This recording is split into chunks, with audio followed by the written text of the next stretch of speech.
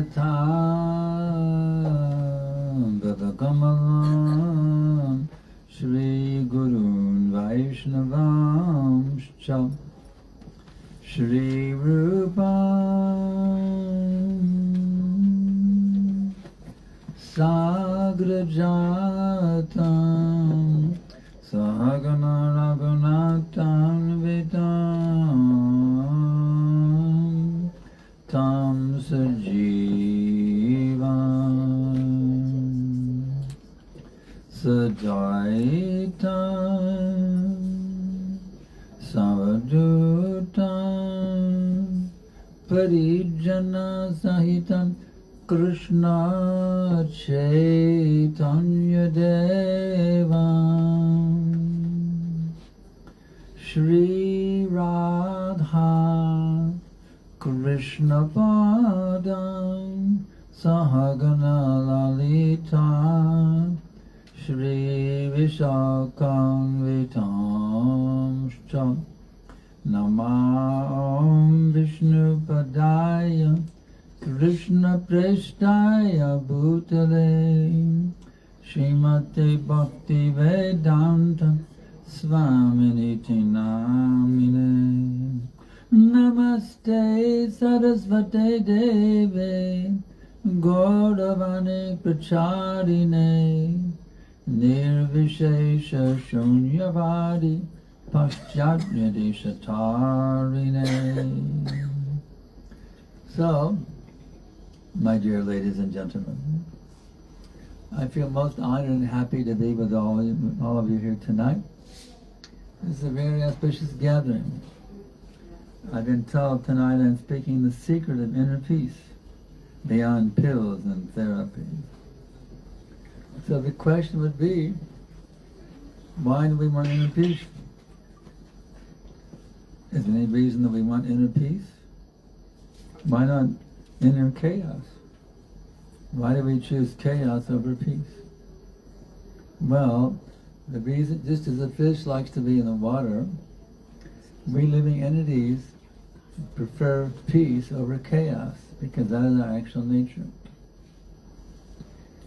So the process of spiritual awakening, self-realization means getting back to who we really are. So the difficulty in our modern day civilization is we are disconnected from our actual selves. We're lacking self-realization. We're in a state of self-deprivation. We've forgotten who we actually are. And therefore we're in a very, very chaotic situation, like a fish dragged out of the water and put on the land. So the bona fide spiritual master teaches us the art of how to get back to who we actually are. There are many, many gurus out there. I encountered them also. They charge some fee. Give me your fee and I will give you enlightenment. Stay away from these charlatans. They are cheating you, they are robbing you. Some others say, I'm God, you're God, we're all God. If I'm God, why am I in a state of confusion? Doesn't make sense that I'm God. God can never be covered by ignorance or confusion. So we have to find the bona fide spiritual master. I was very fortunate after many years of searching, sincerely seeking, after being burned by many false gurus, so-called gurus. I still had faith there's some way out of here, although the way to attain it did not become clear. Until one evening, in one sublime evening in December of 1968, in Denver, Colorado, USA, a friend said, chant this, Hare Krishna, Krishna Krishna, Hare Hare, Hare Rama, Rama Rama, Hare Hare. That was the turning point.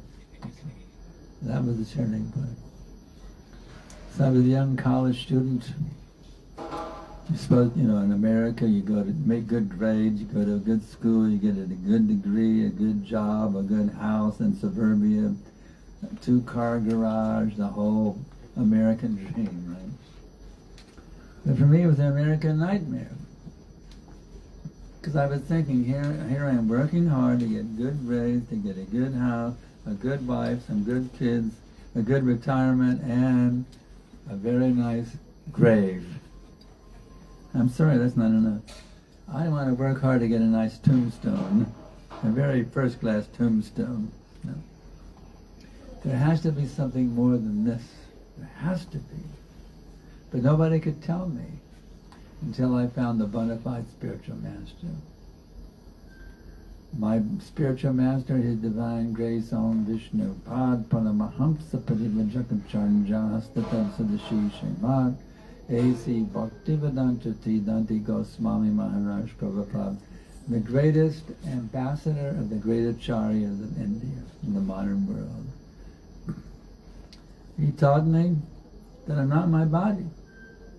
I'm not male, I'm not female, I'm not American, I'm not even an earth being. He taught me I'm actually a spiritual being, qualitatively one with God. So what are the qualities of God? The other day we visited the Adi Keshava temple, a wonderful historic temple. In that temple in the year 1510 AD, a great personality, who was actually an incarnation of God himself, Sri Chaitanya Mahaprabhu, he discovered an ancient text written by Brahmaji, the supreme Lord of this particular universe. And in that wonderful 5th chapter of that text, the Brahma Samhita, the first verse goes like this: Ishvaraha Paramaha Krishnaha Satchidananda Vigraha Anadiradir Govinda Sarvakarana Karanam. Krishna is the Supreme Controller, Ishvara Parama. Satchidananda Vigraha, he has an eternal form full of bliss and knowledge. So, the Supreme Person, the source of all existence, doesn't have a temporary body full of ignorance and misery. He has an eternal form full of bliss and knowledge. And we being part of him, you see.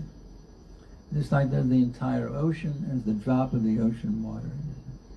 So we're tiny drops of that Supreme Person. We're his emanated energy. Krishna says in Gita, Aham sarvasya prabhava matak sarvam pravartate. I am the source of all material and spiritual worlds. Everything emanates from me. So, just like the sun is emitting so many rays of sunshine, that Supreme Person is emanating us. Did you know that you're an emanation of the Supreme? You don't exist because your mom and dad want to have a baby. That may talk about your body, but it doesn't talk about you, the spiritual being seated within your body. You did not come into existence when mom and dad want to have a kid. That's not how you came into existence. You're an eternal spiritual being, qualitatively one with the Lord. So, the qualities of the Lord, according to Brahmaji, he's eternal, he's full of bliss, and he's full of knowledge. So, my dear listeners, that is your actual qualities. Each one of you is an eternal being. Your actual nature is full of bliss and full of knowledge. But our modern day society, which is so much misguided by materialistic propagandists, forces you into thinking, I'm temporary, and that makes me full of ignorance and full of misery. In other words, if you identify with your material body, you're going to be miserable, actually. You may, of course, no one wants to admit they're miserable. We ask people, how are you doing? Fine. How are you doing? Fine. That's what you have to say to keep a face. Fine, fine, fine. I feel like hell, but I say fine, isn't it? I remember when I was a young college student at the University of Texas, in Austin, Texas. One day in the hall, one of the students said, how are you doing? I said, I'm depressed. He said, don't say that. You can't say you're depressed. You can't admit you're unhappy because it's not proper to be unhappy. You have to be proper, you must be, oh, I'm happy. Faking it. I'm not really making it, I'm faking it. That's our position in the material world. We're not really making it, we're faking it. So why fake it? When your actual nature is to be eternal, full of knowledge and bliss, why you should pretend you're happy when you're suffering like hell? Does that make sense? I mean, why? Here you are, the son of the greatest, the son of the greater daughter of the greatest, all-powerful, all-wealthy, all-famous, all-knowledgeable personality, the supreme personality of Godhead. Why you should be in a state of misery? It doesn't make sense. It's simply because of ignorance. Therefore, the bona fide spiritual mastery comes to enlighten us with transcendental knowledge, you see. Divya Gyan. There's materialistic Gyan, which is actually ignorance, in the name of knowledge. It's ignorance disguised as knowledge, but actually it's ignorance. We need Divya Gyan, transcendental knowledge, from the lips of the bona fide spiritual master. If you will hear submissively from the bona fide spiritual master, those words will penetrate into the innermost core of your being and drive away all delusions. Right now, we have that knowledge within us. Just like the sun is actually there on a cloudy day, isn't it? But you can't see it because you're covered by the clouds. So when those clouds are dissipated, then the sun becomes visible. So you have that unlimited perfect knowledge within your heart. Right? Every one of you has that unlimited perfect knowledge within you right now. By the clouds of illusion from materialistic civilization, which has bombarded you with ignorance ever since you're a little kid. What do you first hear? Oh, it's a boy, it's a girl. But actually you're not that male or female body. But you're bombarded with ignorance. Oh, be a good little boy, be a good little girl. We were bombarded. Our parents didn't know better, because they were also bewildered by their parents, and bewildered by their parents, and bewildered by their parents, back, many generations of bewilderment, you see. We don't blame them. They're innocent victims of the society of ignorance. But the spiritual master creates, by his transcendental sound vibrations from his mouth, he creates a society based on knowledge. The spiritual master actually a revolutionary to turn the world civilization, which is now upside down, to turn it right side up, you see. So we're hoping today that each and every one of you can become a spiritually enlightened being by taking these words deep into your heart, you see. That you will no longer be a slave of materialistic society. Become an actual leader, you see. When you enlighten the self within, you become an actual leader. You're no longer a follower, a blind follower of a materialistic society. You become an actual leader, you see, of the world civilization by becoming an enlightened being, and then by your light, you can actually bring light to that dark world all around you, you see. So come out of the darkness, become enlightened, and now by your enlightenment, you can enlighten the whole world, you see. So this title is very nice, The Secret of Inner Peace. Why do we say secret? Because it's not known. The Krishna says in Gita, Raja Vidya Raja Goyam Pravitna Vidabhuttamam. This is the topmost of all secrets, this is the king of education and the topmost of all secrets. Is that contradictory? The topmost knowledge is the most secret of all secrets. That's how aware our society is, you see. The topmost knowledge is the topmost secret also. So the spiritual master brings the actual knowledge to you. He kindly comes without charging you a penny. He kindly comes to you and bless you with transcendental knowledge. So my dear listeners, don't take this one ear and out the other ear, you see. Take this knowledge into your heart, deep, deep, deep into your heart. So all the ignorance and confusion that we've been experiencing in profusion can be driven away by the torchlight of transcendental knowledge. It says beyond pills and therapy. Think, well, I have to go to a psychiatrist. I'm depressed, I have to go to a psychiatrist or a psychologist. The difficulty is the psychologist and the psychiatrist is just as bewildered as you are. They're simply making some money saying, I'm a PhD, and you come to me and I'll solve it. He also is in problem himself. That person is an illusion, cannot free of an illusion. The real psychologist, the real psychiatrist is the bona fide spiritual master. And he doesn't charge you anything. This is his gift of love. I went to a bogus guru, he charged me $30. In those days, that was a lot of money. That was my rent for 1 month. 1 month's rent I paid to get my secret mantra. He said, you can't tell anybody, you have to pay me $30 and get your secret mantra. So I tried the mantra, didn't work.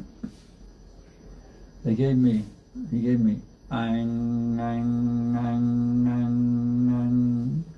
So I was chanting, ang, ang, ang, ang, like an airplane on the runway trying to take off. Ang, ang, no liftoff. I can go on anging forever, no liftoff, you see. But the bona fide spiritual master gave me Hare Krishna, Krishna Krishna, Hare Hare, Hare Rama, Rama Rama, Hare, flying high in the spiritual sky. So you can know the bona fide, you can know the spiritual master is bona fide. What do they say in Sanskrit? Palena parachiyate. You can judge by the results, you see. So by hearing from the bona fide spiritual master, you feel yourself being enlightened with transcendental knowledge. Then you know you get the proper spiritual master, you see. And another way of checking is by hearing what he's saying. Is he inventing something new? The bona fide spiritual master does not invent some new teaching. The teaching is originally given by Krishna, you see, to the sun god Vivishwan, you see. So the bona fide spiritual master, he gives the knowledge which is which is there in the Vedic scriptures. And in the most simple form it's called Bhagavad Gita. So the Bhagavad Gita, everything is revealed in the Bhagavad Gita. If you read Bhagavad Gita, the song of God, you read it carefully and you follow its instructions and you get the result. So I remember after I got the Hare Krishna mantra from my friend, I was really enlivened by this. So I wanted to get into it more. I got a Bhagavad Gita from the library, and Krishna says, if you offer me with love and devotion a leaf, a flower, a fruit or water, I will accept it. I said, wow, God will accept something from me? I grew up as a Christian and we had this idea that God is some old man on a big mountaintop with a big long beard. And not that you can have some personal interaction with him, he's too far away, very distant. But in the Gita, you're Indian people, you have the Gita, you see. In the Gita, Krishna says that you offer me with love and devotion a leaf, a flower, fruit or water, I've accepted. So even a poor man, you can grab a leaf off a tree. You don't need to be a rich man, even a poor beggar in the street can offer a leaf, flower, fruit or water to Krishna. So I did that. I got a picture of Radha Govinda. I was offering my vegetarian food to them, and wow, it opened up a whole new world for me. Wow, I can have an intimate, loving relationship with God himself. He'll actually accept something from little old me. Wow, this is amazing stuff here. So, I'm a college kid, what's my career going to be? Well, you can be a doctor, a lawyer, an engineer. My career is to go to India and become a sadhu in India. That was my career choice. But on the way to India, I wanted to reject everything material. Reject, deny, deny everything material. But on the way to India, I realized, oh, wait a minute. My philosophy is deny everything. But I realized denial is also something. So I decided to deny denial also and accept something transcendental. So Krishna within my heart guided me. He said, okay, your duty now is to live with the world. Don't deny the world. You stay in the world and live in the world from ignorance. So that desire to live in the world brought me eventually, and then become fully surrendered to the will of God. That brought me to the lotus feet of my spiritual master in 1971. So I really hope that these words that I'm giving to you, I'm not making anything up, I'm repeating to you what I have heard from my spiritual master. That's all I'm giving you. So I'm repeating to you what I've heard from my spiritual master. Divine grace, A.C. Bhaktivedanta Tridandi Goswami Maharaj Prabhupada. It's an interesting story, actually. In India at that time, everybody was looking westernization, ki jai. And nobody's interested in Krishna Bhakti. That's some old-fashioned thing from our You know, that's some of our old-fashioned days. They were into Krishna Bhakti. We don't need Krishna Bhakti. So Prabhupada came to America and introduced Krishna Bhakti to the hippies. And then, this is wonderful. The hippies had rejected the culture that our parents are into war and big, you know, technology and war and, you know. And the hippies said, no, our parents aren't doing the right thing. This materialistic advancement is not really where it's at. And they found this Indian Swami who was teaching Hare Krishna, Krishna Krishna, Hare Hare, Hare Rama, Rama Rama, Hare. And he wasn't making anything up also. He was simply repeating what he heard from his spiritual master, who heard repeated what he heard from his verse inspiration, back in ancient tradition. And they went, this Swamiji is amazing. He's not inventing something new. He's simply getting and repeating what he heard from the previous acharyas. So this is the real spiritual master. So many thousands of hippies joined Prabhupada, and he thought, well, let me break these American Hare Krishna chanters to India. See what the Indians think. And then he went, wow, the Westerners are doing this? The Westerners are chanting, oh, it must be good. If the Westerners are doing it, it must be okay. So in this way, Prabhupada brought a spiritual revolution in India. Now ISKCON is very big. Now very big in India. So many thousands, millions of followers all over India and all over the world. It's all because one person wanted to present the truth as it is. You've seen our Bhagavad Gita as it is. There are in those days there was one popular edition called by Dr. Radha Krishnan. I don't know if it even reads that one anymore, but that was the edition of Bhagavad Gita back in the 60s. Dr. Radha Krishnan's Bhagavad Gita. Now Dr. Radha Krishnan, he said, it is not to the person, Krishna, that we should surrender, but to the unborn, the unmanifest, that's been everybody. In other words, he denied the person Krishna. And Krishna is not really just some myth. Krishna is not really a person. So just see. Here, Krishna is the speaker of Bhagavad Gita, and he says there's no person Krishna. You see? How much it was distorted in that. But Prabhupada came with Bhagavad Gita as it is. Yes, there's a person Krishna. He's the source of all existence. He's within your heart. He's within every atom. And you just have to give your life to him, surrender to him, and you enter in the most sublime, peaceful dimension called Krishna consciousness, you see. So Krishna consciousness is real, you see. The secret of inner peace is to awaken your Krishna consciousness. You are actually a spiritual being, qualitatively one with God, as I mentioned earlier in the lecture. You are not that body, you're a spiritual being. My ladies and gentlemen, I will now inform you, you are not of this material world. Each one of you is a spiritual being. You're living in the supreme dimension called the spiritual world, Paravyoma, the spiritual sky. You're originally living there as a servant of the Supreme Being, Krishna. Some call him Ram, call him Jehovah, Allah. He has unlimited names. We're not preaching Hindu religion here. We're talking about the science of God. I'm a Christian by birth. This is the perfection of my Christianity.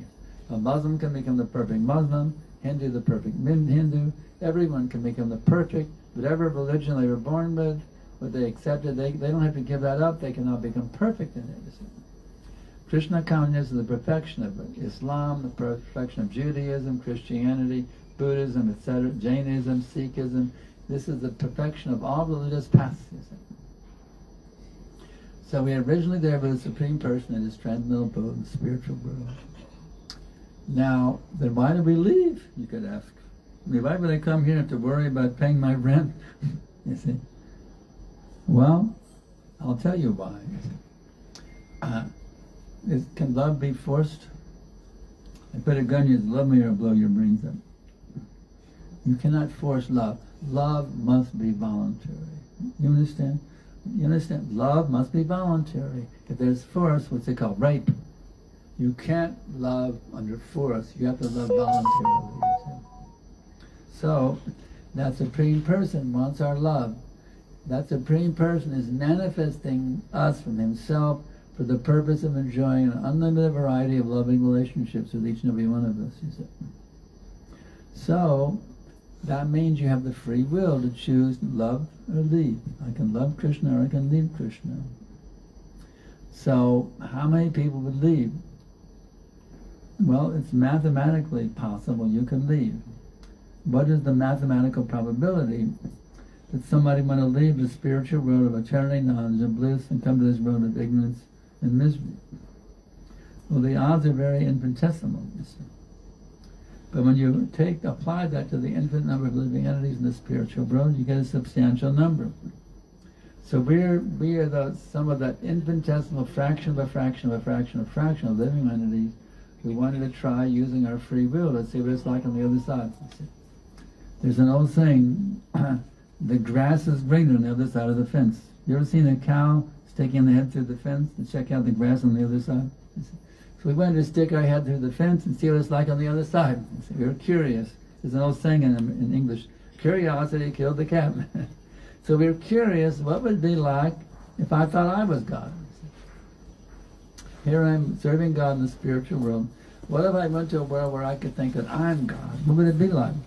So we decided to check it out of curiosity, and here we are, trying to be God. Even the dog thinks he's God. Woof, woof, woof, what are you doing in my street? Everyone thinks they're God. They think I'm the center of all existence, you see. So, Krishna is very kind. We made the stupid mistake, but now he's inviting us back. The spiritual master comes as the representative of God to invite us back. Why are you suffering here in the cycle of birth and death, my dear ladies and gentlemen? Why are you suffering here needlessly in this position? You see, getting a body, identifying as your body, male, female body, getting sick and old and dying, lifetime after lifetime after lifetime, even going to the aquatics, the birds, the insects, the plants, the beasts. Why are you going through these 8,400,000 species again and again and again and again through the cycle of birth and death? You see? Why not come back to your original identity as an eternal spiritual being full of knowledge and bliss? Why not come back, you see? So that's why the spiritual master comes. He comes to enlighten us, to deliver us from our ignorance and confusion, so we can actually be happy again. The actual position of life is to become ever increasingly happy at every minute. Is anybody here for ever increasingly happy at every minute? No. But real consciousness means that we feel ever increasingly happy minute after minute after minute, where every day is the most exciting adventure. Another day, another adventure. But we don't feel that way. It's up and down, up and down. Let's face the facts. Sukha, dukkha, sukha, dukkha, sukha, dukkha. You see? That's our position. Why? Because we're in a state of ignorance. Real consciousness means ever-increasing bliss, not up and down, up and down, up and down. So there's no reason to go on in this consciousness. You see? There's no reason to continue suffering like this. All we have to do is to take help of the bona fide spiritual master, take help of this amazing mantra. So why are we so much in the Hare Krishna? You know, why are we so much in the Hare Krishna? One could ask. Well, this mantra is given in the scriptures, in the Kali Santarana Upanishad. It's not some new invention. This is an ancient mantra from the scriptures, the Vedic scriptures. And an amazing thing is, God himself, Krishna, decided to come in the form of his own devotee a mere 500 years ago here in India. Do you know that God reincarnated as his own devotee 500 years ago in India as Chaitanya Mahaprabhu? He came to teach us how to be a devotee. And what did he do? He was chanting Hare Krishna, Krishna Krishna, Hare Hare, Hare Rama, Rama Rama, Hare Hare, and dancing in ecstasy. He even came here to this area. He went to the Padmanabha temple. He went to the Adikeshava temple. He was actually here in your own area. He came here to your area. His own lotus feet were blessing your area just a few centuries ago, you see. You're very fortunate that Lord Chaitanya himself came here to your Padmanabha temple and to your Vishnu Adikeshava temple. He was actually here. So you're very blessed. Actually, many of the great Vaishnava acharyas are from South India. Many, many of the greatest acharyas in the history of the universe were from your area. So you should all become great Vaishnava acharyas, following the footsteps of your predecessors. You should all become great Vaishnava acharyas. You see? That's our challenge to you. Each and every one of you should become a great Vaishnava acharya, who's an enlightened being, who will enlighten the whole world. You see? That's our challenge to you. You see? So anyway, this Hare Krishna is called Shabda Brahma, transcendental sound vibration. In other words, God Himself, Krishna Himself, appears in the form of His holy name. In other words, you can have an incarnation of God appearing right there in your own house. Hare Krishna, Krishna Krishna, Hare Hare, Hare Rama, Rama Rama, Hare. An incarnation of God appearing right there in your house every day. When you get up in the morning, God Himself will come to your house and bless your house. He'll bless your heart, He'll bless your wife, your kids, your grandparents, whoever is there, even the dog, everyone, even the insects crawling around your bedroom, they all become blessed by Hare Krishna, Krishna Krishna, Hare Hare, Hare Rama, Rama Rama, Hare Hare. So I'm begging each one of you to take up, because a Muslim can chant Allah Akbar if they want. That's all right. God is also there. But especially this mantra is the most powerful manifestation.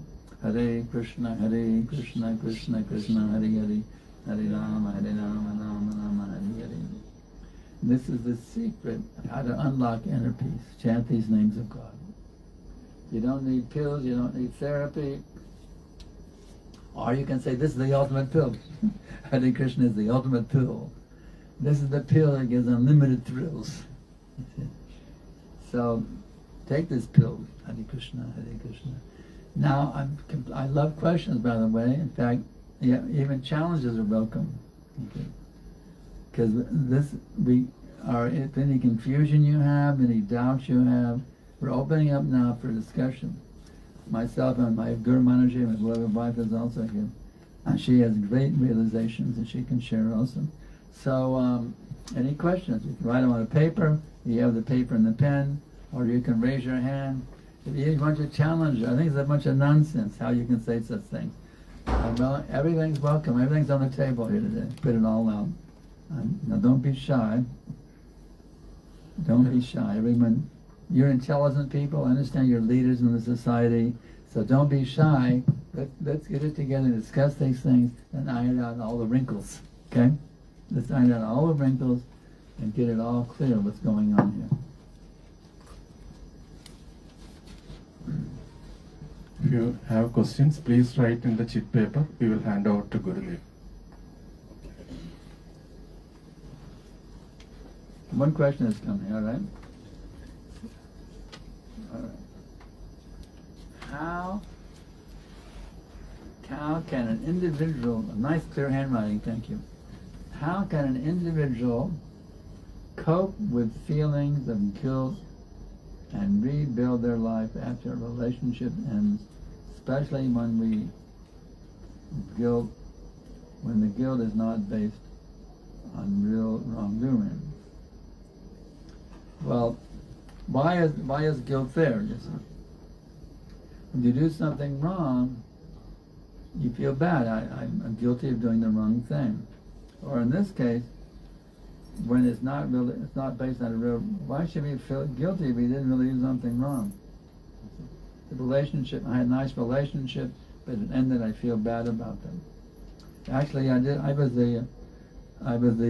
just attended a marriage ceremony today. They asked me to give some speech. My disciple's daughter was getting married. It was very nice. About 500 people came. It was a big, big celebration. And I was very happy to speak some words of wisdom there to guide the new couple of how they can have a perfect marriage and never breaks. You see. So if our relationship is based on, please me, like that old Beatles song, please me, please me, please me. As long as you base your relationship on what pleases you, and she's saying what pleases me, it's bound to be a break. Because if if there's two separate circles, they clash with each other. You have to have, if there's two different centers, Those two circles will clash each other eventually, you see. But if you have the common center, you see, in this perfect harmony. So our relationships break because we don't have the common center. So I told this newly married couple, you don't base your relationship on what you want. The husband, well, it should be the way I want it. The wife thinks, no, it should be I want it. No, your relationships, base your relationship on what pleases Krishna or God, you see. It's called God-centered conception. If you put God in the center of all relationships, your husband and wife, your parents and your kids, or whatever, you and your next door neighbors, or even the government here, you see. If you make it a God-centered situation, it becomes perfect without any conflicts, you see. So all the problems in the world are due, they're not putting God in the center. Like from the United Nations, how many wars have happened since the United Nations? I mean, I can't even count how many wars have happened since the United Nations was formed. So what's the use of the United Nations? It's a disunited, they shouldn't call it the UN, they should call it DUN, the disunited nations, you see. If you put God in the center, but they don't do that. They're misguided leaders, they're not proper leaders. A leader who takes a leadership position but doesn't know how to lead is actually a cheater. The leader has to know how to put God in the center, and then you have a peaceful situation, or a husband and wife, community, nation, whatever. If you put God in the center, that relationship becomes perfect. So in our Krishna Consciousness movement, we're trying to teach you how to put God in the center of all your relationships. Does that make sense to you or not? Or it sounds kind of weird. Sounds like some kooky, weird philosophy. This is real practical stuff here. I want you to understand this is not some flowery language meant to razzle-dazzle your brains. This is actual realized knowledge meant to bring you out of ignorance. Come on. Okay. Why did the all-perfect God in a state of eternal bliss decide to manifest the lower forms of life? Well, Krishna is the supreme enjoyer, you see. And he has wonderful loving relationships with his pure devotees in the spiritual world. God likes to enjoy unlimitedly. I'll give you a mundane example, or a transcendental example. When I was a young brahmachari monk, I was living in a temple in Gainesville, Florida. And we call it prasadam, vegetarian food offered to Krishna with love and devotion. We had the best prasadam in all of ISKCON. There was nobody who could compete. They used to call it Gainesville because the prasadam was so first class. I mean, really first class. So we had our Janmashtami feast, and there were 108 preps. And talking about, wow, fasting all the way to midnight. We were all young men, and we could eat a lot in those days. Not an old man like me, where I can't eat so much anymore. We were young men, and we really went to 108 preps with great enthusiasm. Wow, 108 preparations, ki jai. So, the point is, variety is the mother of enjoyment. The more you have variety, the more you enjoy it, you see. So, the same principle exists with God himself. The more he has variety, the more he enjoys. So Krishna wants to enjoy an unlimited variety of loving relationships. Therefore, he manifests from himself an infinite number of living beings, but each of them has their own unique qualities. So in other words, you're not a carbon copy. Each one of you is not a carbon copy of somebody else. You are an individual, unique person with your own unique characteristics. So Krishna is manifesting you from himself to enjoy a particular unique relationship that nobody else can give him. Nobody else. You can give a certain relationship to God that nobody else in all of existence can give him, you see. So for unlimited enjoyment, Krishna expands an unlimited varieties of living entities. So that's his perfection. As we had 108 preps, but Krishna has millions and millions and quadrillions and sextillions of individual living entities for personal relationships. Okay. Who has the power? Gurus blindly. We have to follow gurus blindly or not? Definitely not. One should not follow a guru blindly. Following the Guru blindly, that's called fanaticism. We don't need fanatics here. Fanaticism is taboo. Fanaticism is forbidden. Therefore, one should inquire, what does the Gita say? Tadvade padipatena padipasnena ye sevaya upadekshtatita jnanam jnanina tattvadarshinaha. One should approach the spiritual master and inquire of him submissively and render service unto him. The self-realized souls can impart knowledge unto you because you have seen the truth. So inquiry, you have to be inquirant. You put all your doubts on the, my dear Guru Maharaj, I have this doubt, this doubt, this doubt, this doubt. Put all your doubts on the table. My spiritual master is very kind to me. He let me, even though he was a different part of the world, I wrote him letter after letter, and he answered every letter I wrote him. Every letter he wrote and answered all my questions. So we encourage questions. But if something doesn't make sense to you, please inquire, because this knowledge is not based on fanaticism. It's based on logic, argument, and revealed scriptures, backed up by firm faith, you see. If you have, the spiritual master gives you logical explanations for everything, based on the scripture, and this gives, what does this, by hearing logical explanations based on scriptures, which also are supported by logic and argument, then you develop shraddha, dridha shraddha, firm faith, you see. So that's your chance, ladies and gentlemen. In fact, I have an e-course that you go to joincourse.com, www.joincourse, joincourse.com, and you can ask me unlimited questions. I will answer all your questions, personally answer them with loving feeling also, not just like a machine. It's not AI. You won't get any AI answers from me. You see, you get TI, transcendental intelligence, not artificial intelligence. So we are not here as AI robots. I'm here. I'm a living personality. I've realized God, and I can train you how to realize God. So your questions are welcome. Why do you accept Lord Chaitanya as God? Well, he's predicted in the scriptures. He's predicted in the scriptures, and he revealed him. He did things that nobody could do except God himself. There's so many miracles. Nobody could do what Lord Chaitanya did. Anything else? Okay. All right. All right. Social media and news are full of Maya. Oh yeah.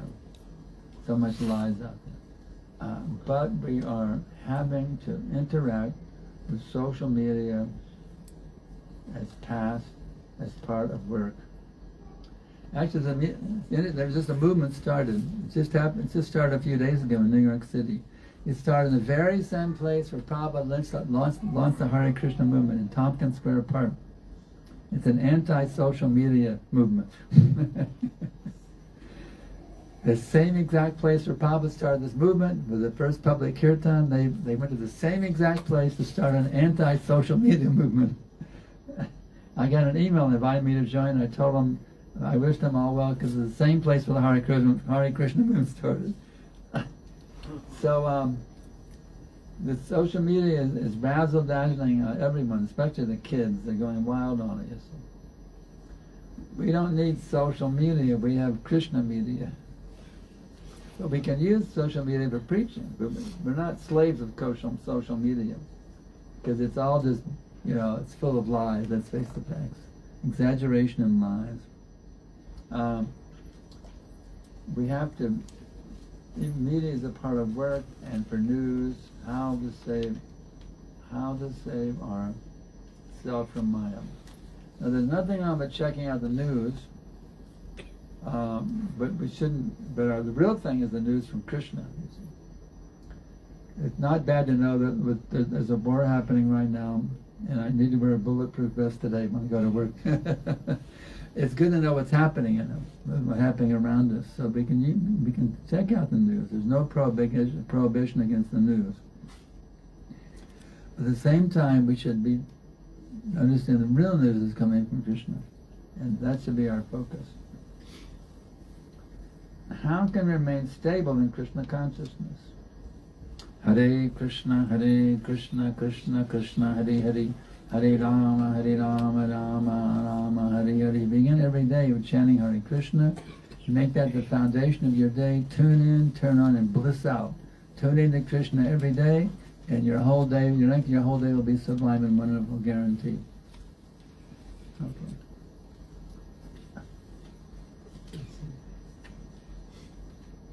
Often,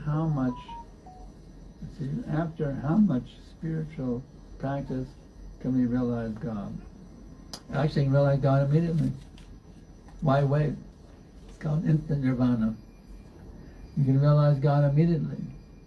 Hare Krishna, Krishna Krishna, Hare Hare, Hare Rama, Rama Rama, Hare Hare. So the beginning, you're 1% realized, and go to 2% realized, and that way you can be self-realized right now, tonight, ladies and gentlemen, simply by taking these words into your heart. You see, the words from the lotus mouth of the spiritual master, they drive the ignorance away and plant the seed of love of God within your heart. So you can become self-realized right now, 1% and 2%. The more you go on hearing, it goes 1%, 2%, 3%, 4%, 10%, 20%, like that.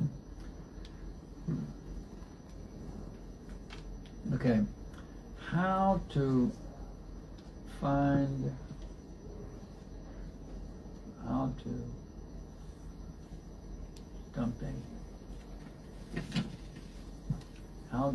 self-realization for self, something, I can't make out the word, how to something self-realization for the self and society in general. So the more that you are convinced of the absolute truth, conviction is a contagious disease, actually. Because I'm convinced, I've convinced many people, like Guru Maharaj and I, because we're convinced, we've convinced so many people all over the world, you see. 20,000 people signed up for my course, for example. So when you're convinced, naturally others can be convinced as well, you see. Because I'm convinced, I'm sure that some of you can become more convinced after hearing this talk. I know it, in fact, some of you will, and some of you won't. Some will, some won't, so what? But I know at least one of you can become more convinced by hearing this talk tonight. If there'd be 2 or 3 or 20 or 40, the more the better, you see. But I know that what I'm saying, because I'm convinced that Krishna is God and we're all His eternal servants, and as some of you become convinced. So conviction is the key. How to react to, how to reach the Lord of the Gita. Hare Krishna, Krishna Krishna, Hare Hare, Hare Rama, Rama Rama, Hare Hare. We have our temple here. What's it called? Pallichal. We have our temple. You can come there, and Krishna is a form in the deity form. You can bow down to Him. You can take your darshan of His beautiful form. Not much that. It looks like a marble statue to the atheist, but actually Krishna is fully appeared in the form of that deity. His full divine potency is manifested. Krishna has the power to appear in the form of a marble statue if He chooses to do so. And Krishna has actually appeared. You can come, have the darshan of Krishna, bow down to Krishna, sing and dance for the pleasure of Krishna, and wow, you're going to really taste something. You're going to taste something really sublime. Anything else? Okay. All right. What is the meaning of Sankarshan, my name? Sankarshan. What's the name for, actually Balaram is also called Sankarshan. But Sankarshan also means all attractive.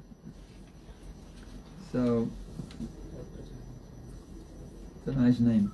That is named Sankarshan Das by Prabhupada. Okay, spiritual journey, does it mean only the travel towards Krishna consciousness and for our self-realization? How can we help the community in this journey and become a value add in their lives? Well, the more that you become awakened, the more you can awaken others, as I just mentioned previously, a few minutes ago. So,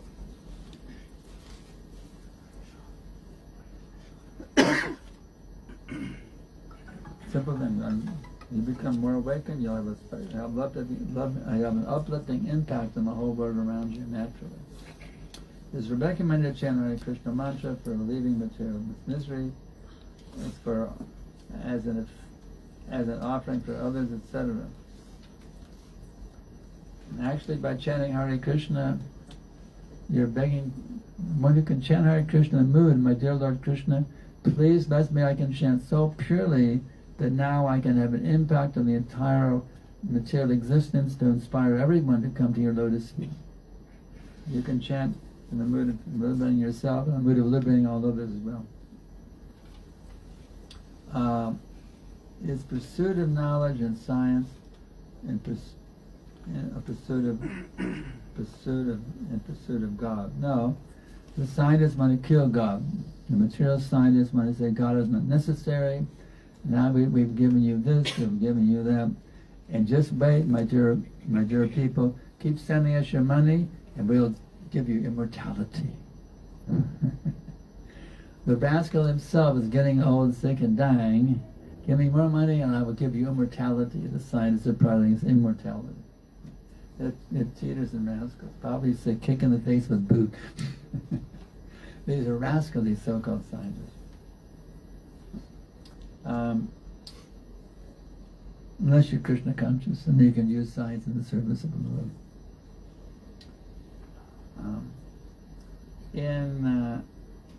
In hyper-connected society, especially in India, in Indian context, where we feel collectivism above individualism, our world, outer world, bounds to affect us internally. How to separate ourselves from our misery, which often shakes the inner peace. So there's a natural collectivism in every part of the world, you see. Just like I'm from the state of Texas, and they have a saying in Texas, I'm Texan and I'm proud. You see. This collectivism is going on in India, every part of the world. I'm Russian, I'm Chinese, and I'm proud. This collectivism is going on everywhere. It is based on false identification of the body. You want true collectivism, I'm the eternal servant of Krishna. Now you've actually engaged in collectivism of all living entities. So perfect your collectivism by realizing Jivara Srupa Hare Krishna and Nechadas, the constitutional position of living entity is the eternal servant of Krishna. And that will separate you from misery. Okay. How to do seva in a right consciousness, not in a way of passion or ignorance. The bona fide spiritual master teaches you, and the Bhagavad Gita teaches you. We have Bhagavad Gita as it is. The most powerful spiritual master in history is Divine Grace A.C. Bhaktivedanta Swami. You read his books and you will get perfect knowledge of how to do seva in the right mood. See, the difficulty is now they want to approach God for their own desires. It's like that. There's that old. Know that song? Yeah. Give me a Cadillac, a brand new Cadillac, replete with Michelin tires. Give my wife a new silk sari. Give my kids a Harvard education. Give me a house by the sea. Om Joyadayadi Shari. That's not the way to do. That's not the way to approach God. Give me, give me, give me. My dear Lord, I come to the temple today with my shopping list. No, that's not bhakti. That's lust. You may get your house by the sea. It's like yesterday there were so many houses by the sea. We went to that village, there's so many houses by the sea. We saw so many houses by the sea. You may get your house by the sea, but you won't get eternity. You'll get old, sick, and die in your house by the sea. But if you give yourself to God, my dear Lord, I now surrender unto you. You are my Lord and Master. I give myself to you. Then you achieve unlimited mercy, unlimited bliss. So, You do service in the mood of not what you can get from Krishna. How much can I give you? How much can I give you? Please bless me, I can give you more and more until I can totally give myself to you in completeness. That's how you achieve unlimited happiness, unlimited bliss. As a teenager, I'm really struggling to cope with everything, really having material thoughts everywhere, how to stay Krishna conscious every time. Yeah. The poor teenagers now are being bothered. See, it's getting worse. It's getting worse and worse. You see. All the society is going down, you see. Formerly the teenagers were very nicely guided by their parents. They were pure, they were chaste. Now the teenagers are having sex outside of marriage, you see. It's becoming an enlightenment. The Americans did it, now the Indians are following, they're also having illicit sex outside of marriage. So many girls are writing me how they've been polluted. They write me as disciples. I'm their spiritual guide. Gurudev, I feel so bad. I had so much sex.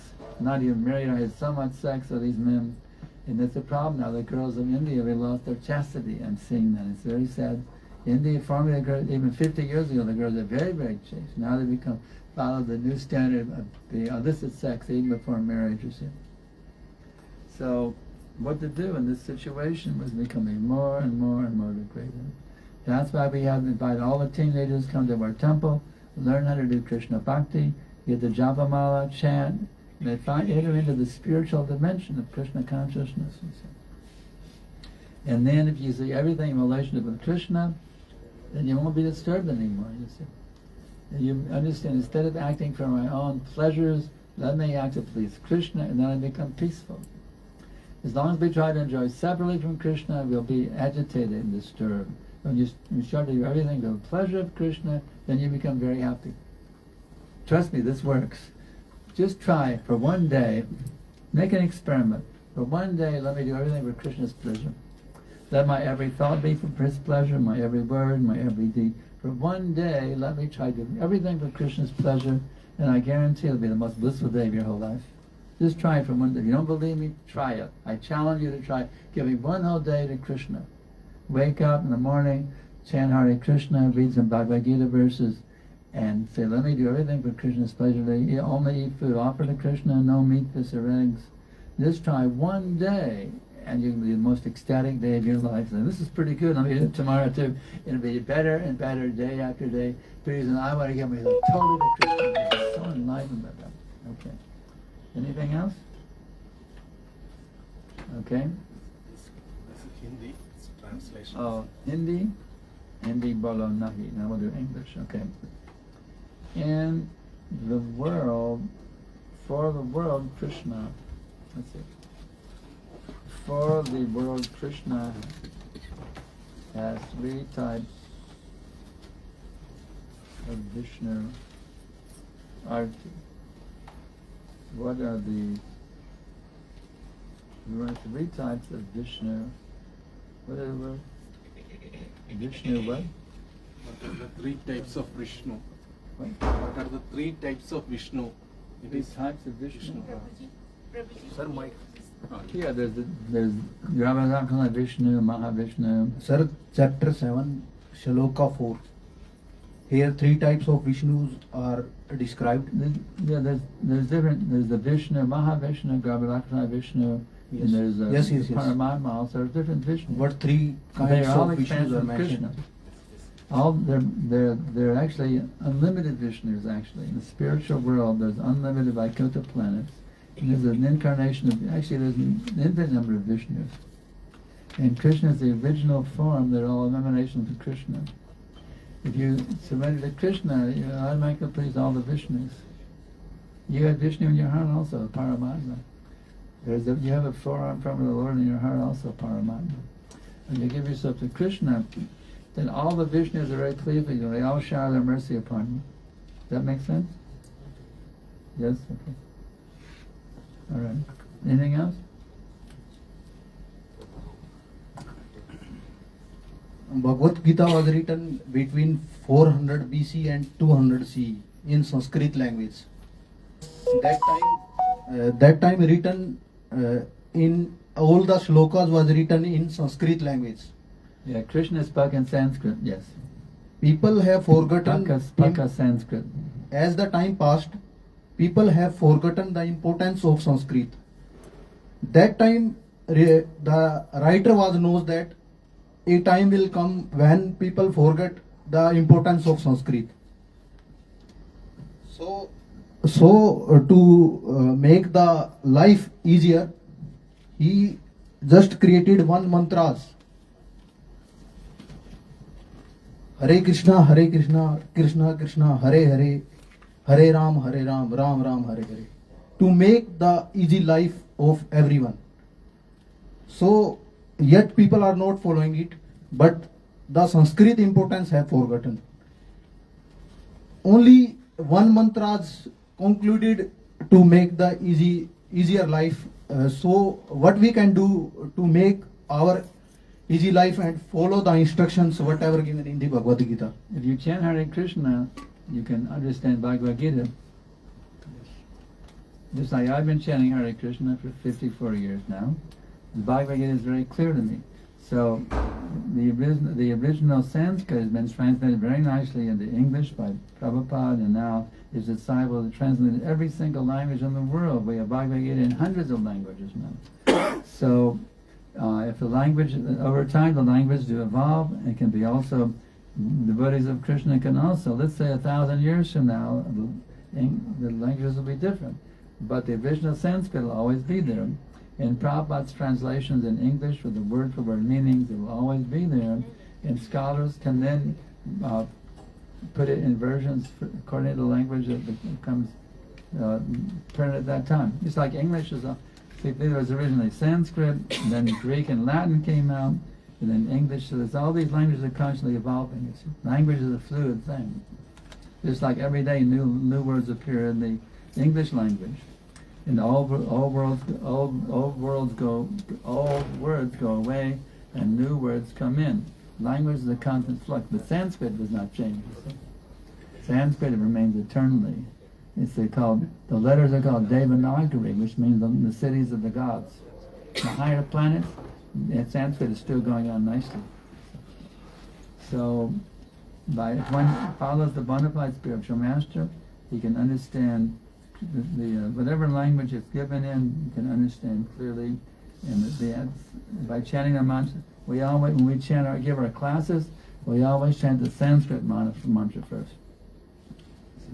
We always chant the Sanskrit mantra, and maybe the spiritual master gives us a translation according to a particular language, whether it's Urdu or whatever, Malayalam or whatever it is. Okay? That help a little bit? Want to add some points to the Maharaji?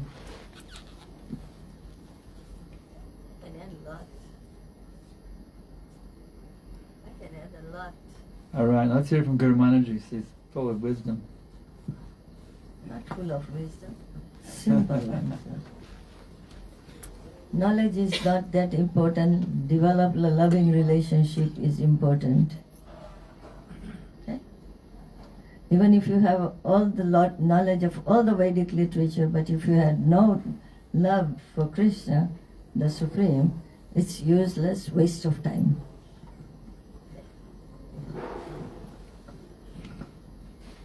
Hare Krishna, this is your opportunity to ask questions. We have given you chit papers, you can write questions, we will pass to Gurudev. Otherwise, you can tear the books and write questions. Or even if you want to verbally ask, you can do. Well, if there's no more questions, I can leave.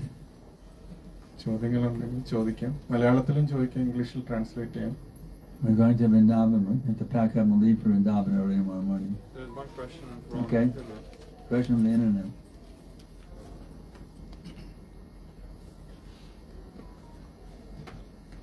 Okay.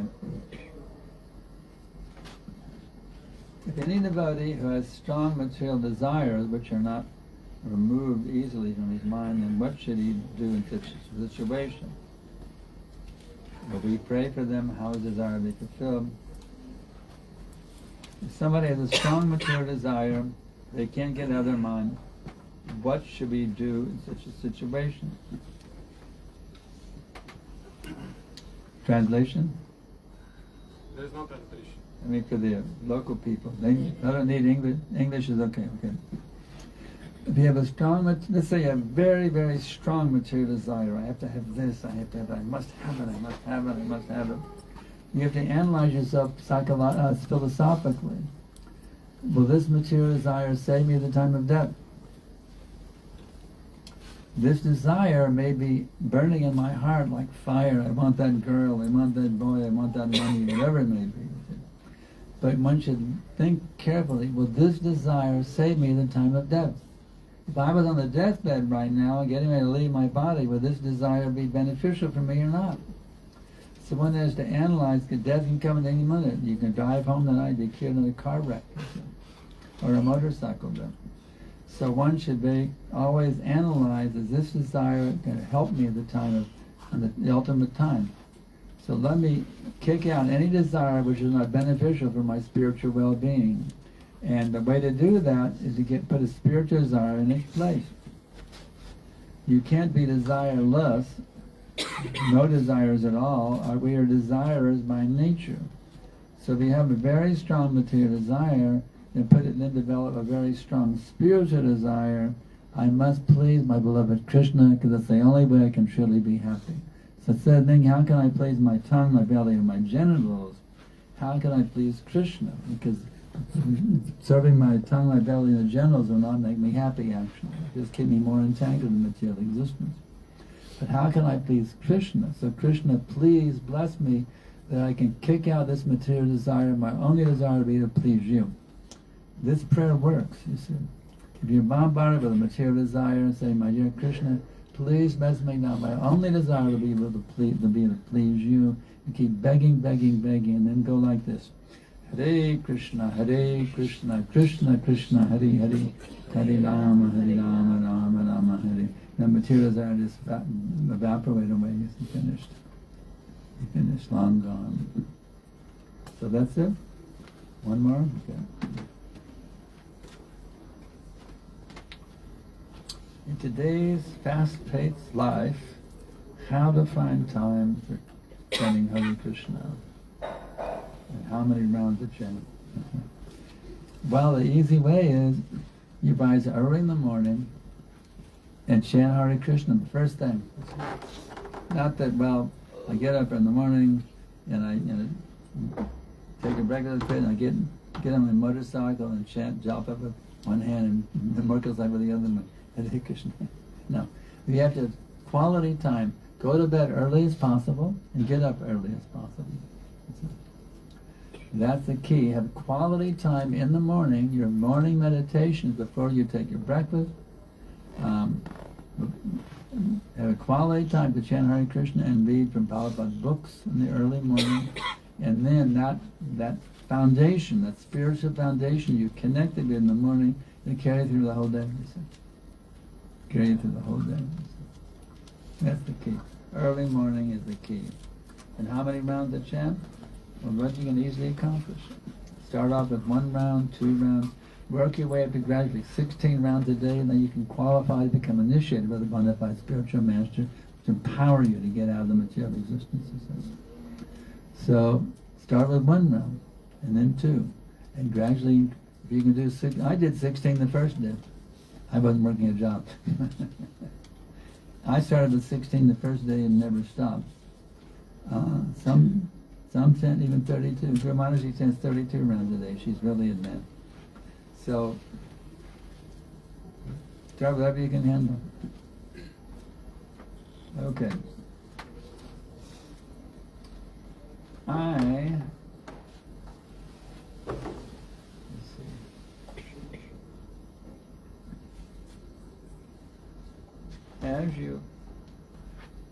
As you told my previous question, that by chanting Hare Krishna mantra, we start realizing God 1%, 2%, 3%, like this. Now, how can we check that how much percentage we realize because we don't see any progress? Don't worry about how much you don't worry about with 1%, 2%, 3%. Don't even worry about that. Why are you worried about it? You say, like a kid in the school, don't worry about it. Just keep chanting, and that's all. Just keep chanting. Don't worry about it. 1%, 2%, or 3%. Okay. A normal person must do at least 5 yagas, which we call pancham yagas. If someone follows Krishna consciousness, forget this pancham yoga of life. Is it okay? Well, in America, we don't have any of these things. But all the different things you may do, they're all covered automatically if you're Krishna conscious.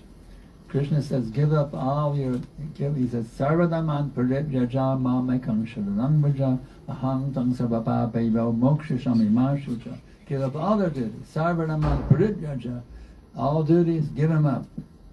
Just fully surrender to me and deliver you from all, and completely deliver you. So you don't have to worry about all these different yagyas or duties.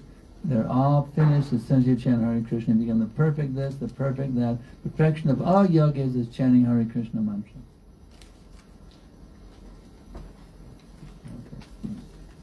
Okay. The only benefit of learning all Vedic literatures is to confirm the glories of the holy name.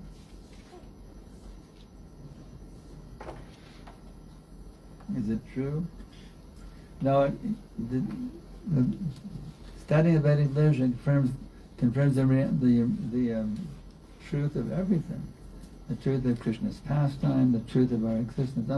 Actually, unlimited things there's unlimited benefit by studying all the Vedic literatures, and the glories of the holy name is one of them. Unlimited benefit by studying the Vedic literature. Anything else?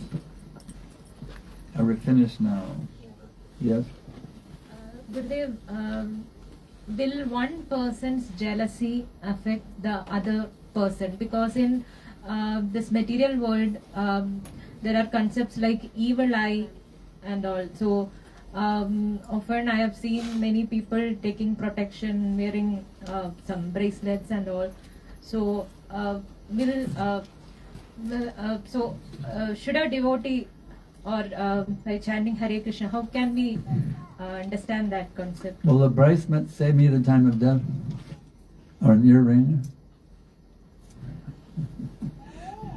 These things are not, there's only one way to protect you, and that's taking shelter of the lotus feet of Krishna. Nothing else will actually protect you. This is basically, it's a make-believe thing. I can be protected by a bracelet. No. Do you want protection? Take complete shelter of Krishna, he protect you. It's actually said, if Krishna wants to kill you, nobody can protect you. And if Krishna wants to protect you, nobody can kill you. I had personal experience with an armed robbery in our Miami temple. I chanted the name of God and the whole thing was turned around. They came in with a gun, a rifle, and a pistol to rob us. And I chanted the name of God, the whole thing was turned around, they were running away, you see. So chanting the name of God is the protection in every situation. Hare Krishna, Krishna Krishna, Hare Hare, Hare Rama, Rama Rama. Not a bracelet or a ring or, a hat or whatever. Special hat or special necklace, no. God's name is the ultimate protection from all difficulty. Anything else?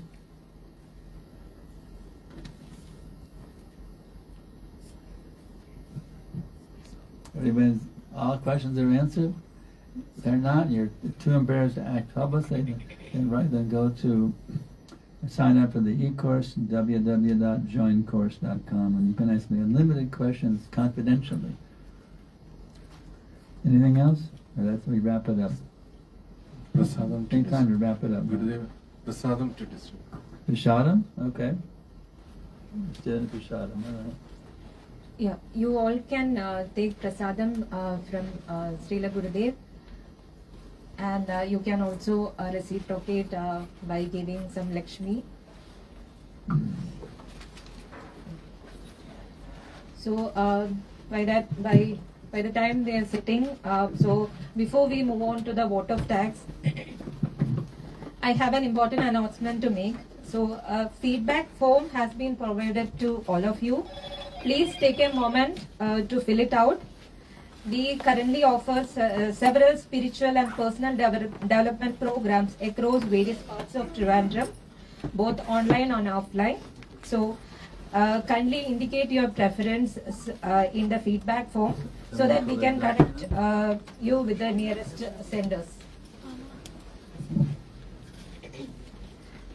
Now I invite Sandeep Prabhu to deliver the vote of thanks.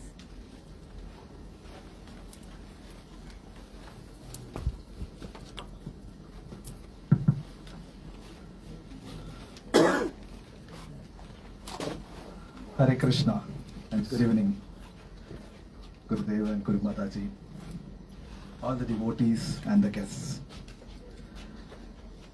I think to give a vote of thanks today evening for the spiritual gathering itself is a great privilege for me. Gurudev started the program mentioning about the American dream, and Gurudev, this program is something dedicated for the professionals, as you know, and including me. We are in this constant pursuit for success, money, and positions, and we often compromise inner peace. And we understand, Gurudev, today that inner peace doesn't come from what we possess or gain from these materialistic. It's all about what we realize within. Gurudev reminded us the most powerful way to connect with the Supreme Lord is chanting Hare Krishna mantra. And Gurudev also reminded us it's also the most powerful one more method to connect with Supreme Lord is through a bona fide spiritual master. And Gurudev, I'm also really very much happy to hear something you mentioned after this, that how privileged we Indians are. Gurudev beautifully reminded us that we are so privileged to born in this country that we had centuries before Lord Krishna moved around in our country. We had the incarnation of Lord Krishna, Chaitanya Prabhu, even visiting the temples in Kerala over here. We have scriptures with timeless wisdom like Bhagavad Gita. Thanks, Gurudev. So beautifully you have reminded us that how privileged we are, and we are born in this country and we have to utilize this. As this divine evening is coming to close, let us take a moment to express our heartfelt gratitude. First and foremost, our deepest obeisance and gratitude to Gurudev and Guru Mataji for gracing this occasion with their divine presence, transcendental knowledge, and also unconditional compassion, which many of our devotees had been experiencing it past few days, and even I was also fortunate to experience for a few moments today morning at our Hare Krishna temple while I walked few steps with Guru Mata down towards when she was about to board the car.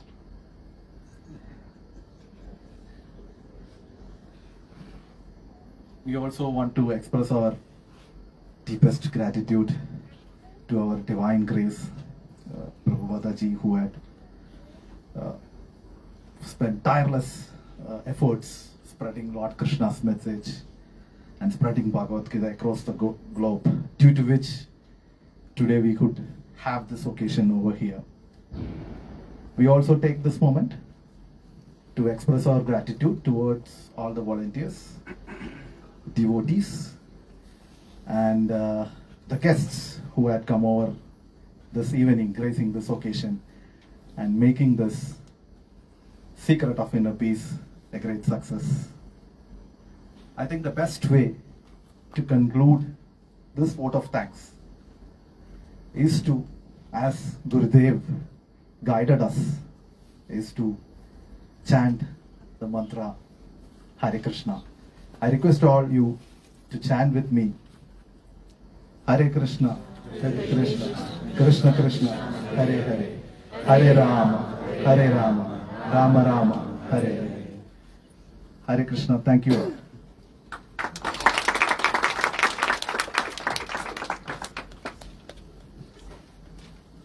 Sharam?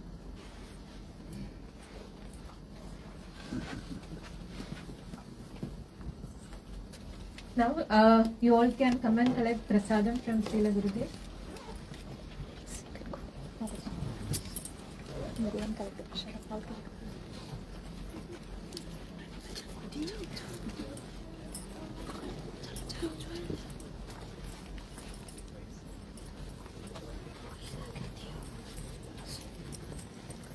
After that, we have arranged Swatik prasadam